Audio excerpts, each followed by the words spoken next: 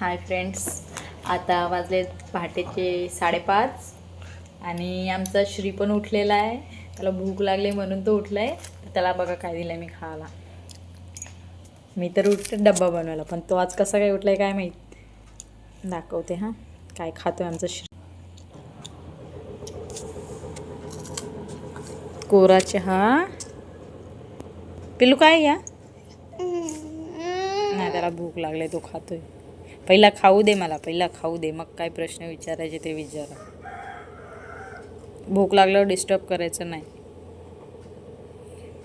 Butter खातोय, चहा आणि बटर. आता परत झोपू आम्ही ना बेटा, आता परत झोपायचं ना. हां ओके.